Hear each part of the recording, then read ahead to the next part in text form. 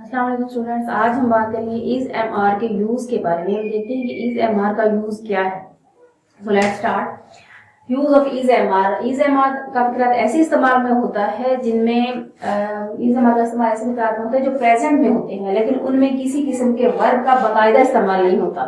होता क्या है कि बहुत सारे स्टूडेंट इस तरह करते हैं कि जब उनसे किसी इज एम आर के यूज के बारे में बात की जाती है या कोई फिक्रा ऐसा होता है जिसको translate present indefinite, present continuous या प्रेजेंट परफेक्ट के बारे में करते हैं, लेकिन ऐसा नहीं होता क्योंकि उसमें एक्शन वर्ब नहीं होता और बहुत सारे फिक्रात के बारे में पता ही नहीं होता कि ये बने कैसे हैं। तो हम देखते हैं कि इज एम आर का यूज कहाँ पर होता है। सबसे पहले हम देखते हैं कि इज एम आर का यूज जो प्रेजेंट में होता है, इसमें किसी फॉर्म ऑफ वर्ब का जो बकायदा इस्तेमाल नहीं होता। इज का क्या मीनिंग है? इज का मतलब है, एम का मतलब है हूं और आर का मतलब है यानी एक से ज्यादा लोग जब होंगे तो उसके लिए हम आर यूज करेंगे। अब हम देखेंगे इज कहाँ पर यूज होता है। इज यूज होता है ही, शी, इट और सिंगुलर के साथ, सिंगुलर नेम के साथ हम इज यूज करेंगे। आई के साथ हम एम यूज करेंगे और we, they, you plus plural के साथ जब ज्यादा लोग आ जाए तो उसके लिए हम आर इस्तेमाल करेंगे। अब हम सबसे पहले सिंपल सेंटेंसेस देखते हैं कि मैं एक तालिब इल्म हूँ।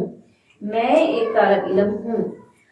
आई एम अ स्टूडेंट। अब आई हमारे पास मैं, अब तालिब इल्म हूँ। अब ये हमें पता है कि वो प्रेजेंट टेंस में बात हो रही है तो उसके लिए हमें यूज करना है am. I am a student. वो मेरा बेहतरीन उस्ताद है। He is. अब ही है हमारे पास, ही के साथ हमारे पास जो यूज होगा इज के साथ हो जाएगा माई। He is my best teacher. वो पाकिस्तानी हैं। दे आर पाकिस्तानी ज्यादा हैं तो उसके लिए हम आर यूज करेंगे। दे के साथ आर यूज होगा।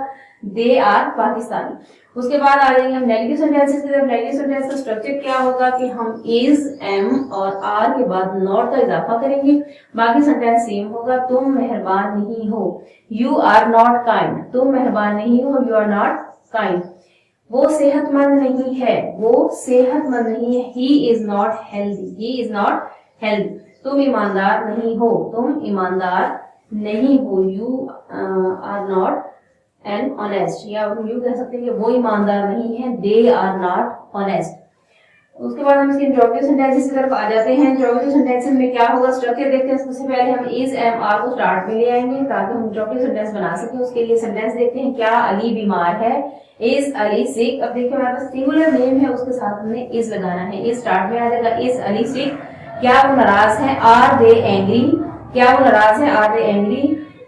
नेक्स्ट सेंटेंस हमारे पास, क्या तुम पाकिस्तानी हो? Are you Pakistani. क्या तुम पाकिस्तानी हो? Are you Pakistani. गाइस ये था हमारा आज का लेसन। अगले लेसन के साथ फिर हाजिर होंगे, तब तक के लिए अल्लाह हाफिज।